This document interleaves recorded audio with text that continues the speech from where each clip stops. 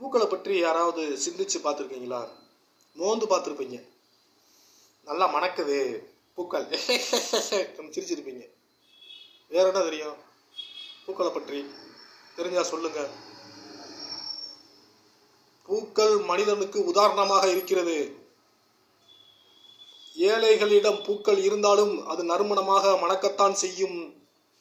பெரிய கோடீஸ்வரனிடம் கைகளில் இருந்தாலும் அந்த பூக்கள் மணக்கத்தான், அதே நறுமணத்துடன் மணக்கத்தான் செய்யும்.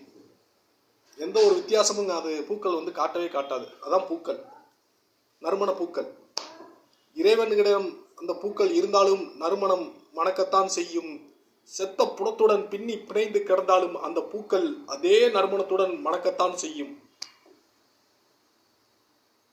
இதுதான் பூக்கள். பூக்கள் என்றும் ஒரே மாதிரியாக தீப ஜோதி போன்று ஒரே மாதிரியாக நறுமணத்துடன் அது மணந்து கொண்டே இருக்கும். அதோடைய குணம் என்று மாறாது.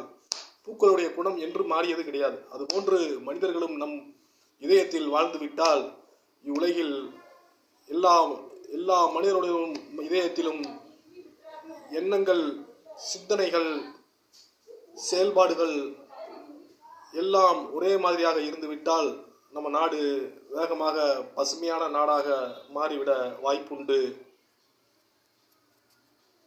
எல்லாம் ஒரே மாதிரியா இருங்க, மாறாதீங்கன்னு சொல்றேன்.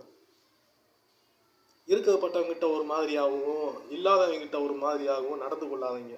எல்லாருக்கிட்டையும் பூக்கள் மாதிரி நறுமணத்துடன் ஒரே மாதிரியாக இருங்க.